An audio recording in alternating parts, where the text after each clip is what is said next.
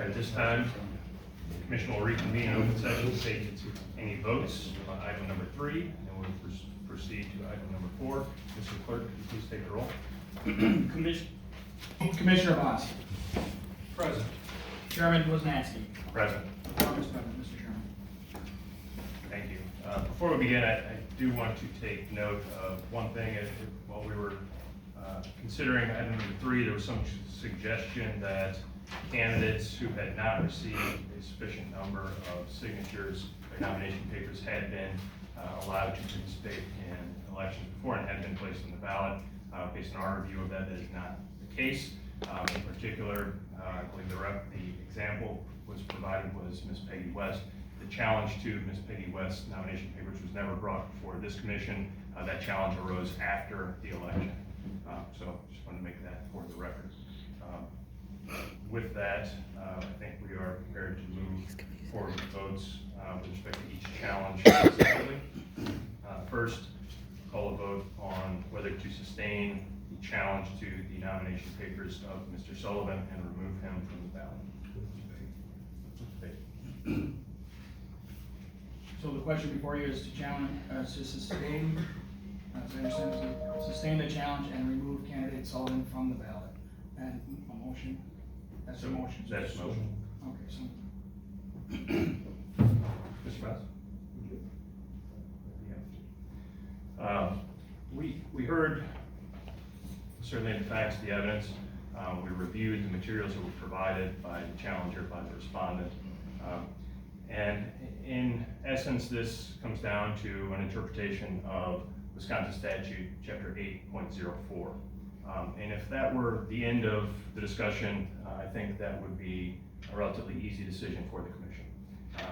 But I don't believe that is the end of the matter.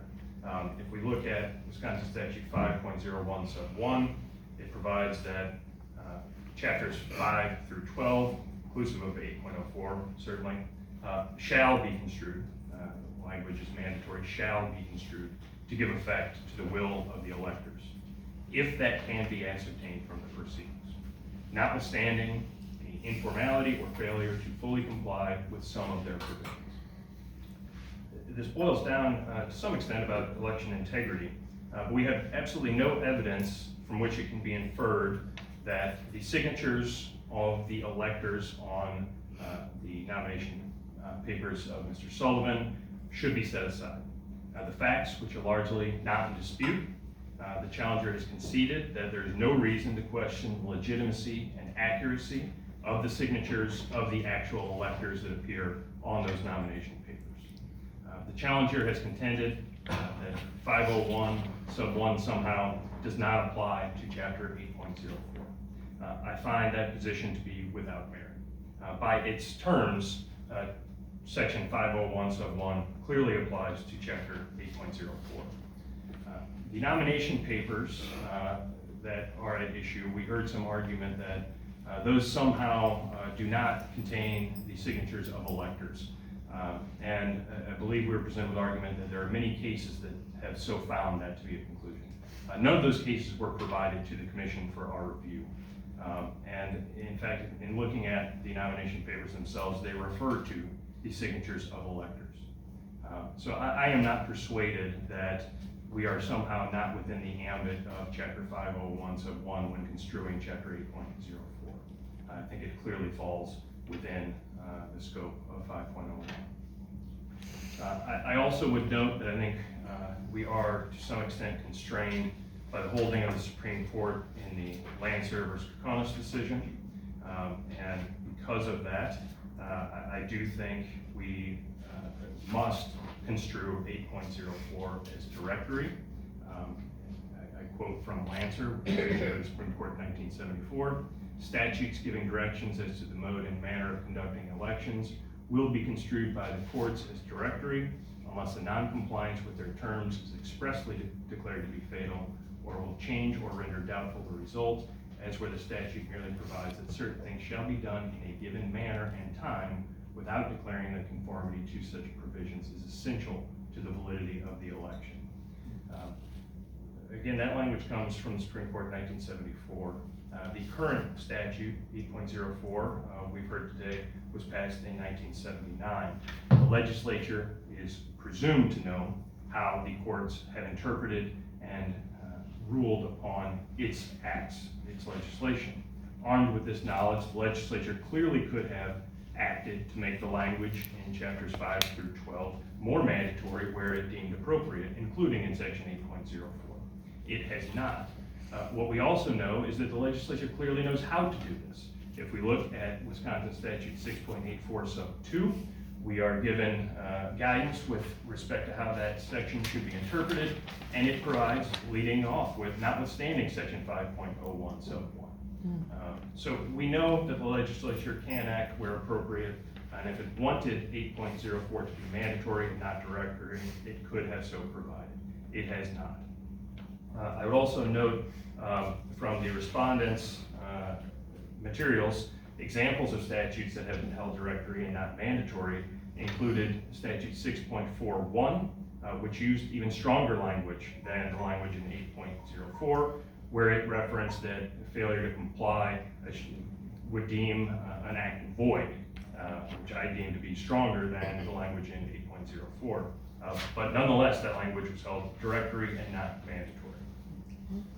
I would note that I'm troubled a bit by the abundant use of paid circulators. In this case, I think that's largely why we're here and what gave rise to the problem.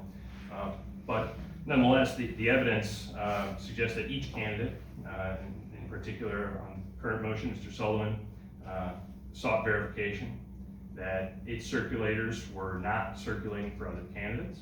And there's very little that Mr. Sullivan could have done to A, determine that was not in fact true when that request was made, and secondly, had they been able to review the nomination papers close in time to the deadline, there are very few steps they could have taken to mitigate the very serious consequences of that. I would also note for the record that the challenger also used paid circulators, so I don't know that we have a situation here where either party, or the parties all seem to agree that this is commonplace, common practice, and this is how things are done. But ultimately, at the end of the day, 8.04 must be construed in tandem with section 5.01 sub 1. And if we can ascertain the will of the electors from the proceedings, and here I believe we can, given that there has been no challenge to the legitimacy or accuracy of the actual signatures for Mr. Sullivan, I believe the nomination papers are valid, even though the candidate failed to fully comply with section 8.04. And for that reason, my vote is to deny the challenge to Mr. Sullivan's nomination papers and deny the request to remove him from the ballot. Mr. Baas. Thank you, Mr. Chairman. The chairman,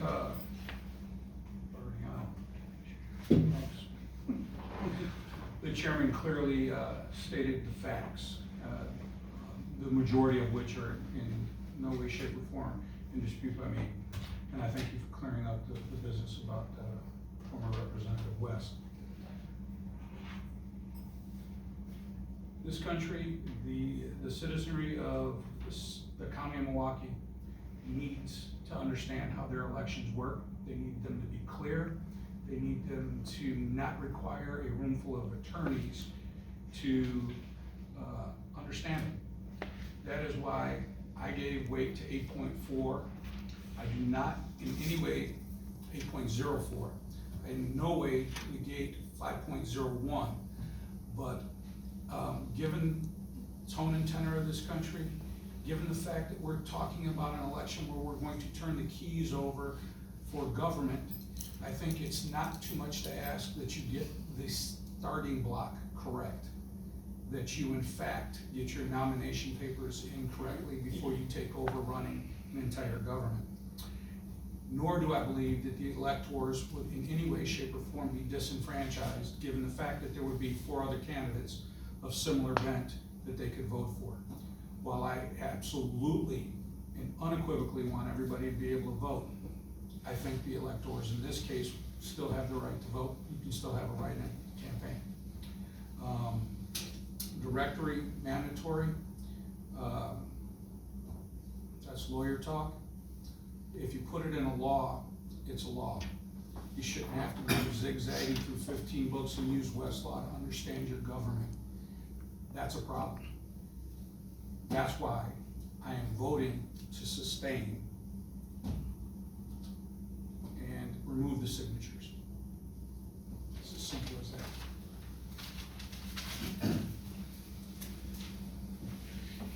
Moving to the next challenge.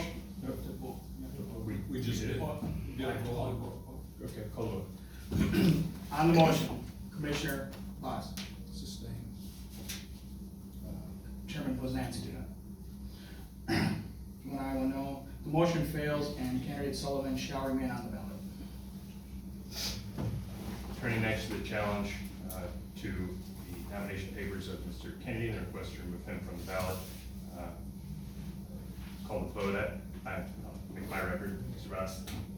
The logic, the reasoning supporting my decision is the same as an ask for with respect to my ruling and vote on the challenge to the nomination papers of Mr. Sullivan. One thing I would note that I think I left out in my initial comments is that the challenger has the burden to sustain the challenge by clear and convincing evidence. I find that both with respect to the challenge to Mr. Sullivan and Mr. Kennedy, the challenger has failed to meet the burden of proof necessary, and therefore with respect to the challenge to Mr. Kennedy, request to remove him from the ballot, I move that we vote on that and call the vote.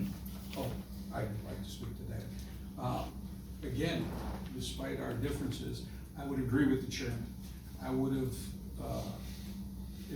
the challenger could have brought infinitely more information to this and taken stronger action, I think. And as a voter in this community, I would have liked to have seen that. 8.04 clearly didn't carry the day when I think it probably could have and should have. Mr. Clerk, please call the vote. On the motion, Commissioner Baas. Vote to sustain or not? I vote to sustain. Chairman Posnanski. Vote to deny the challenge. One vote to sustain, one vote to deny. The motion fails and candidate Kennedy shall remain on the ballot.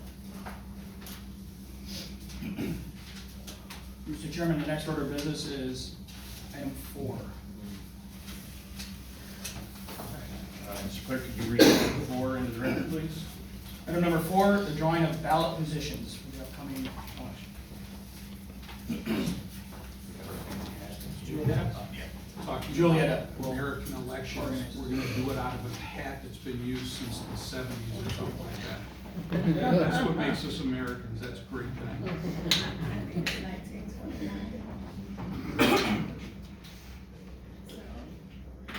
Commissioners, before us, we have the names of the candidates, and I will just call their name in alphabetical order, and they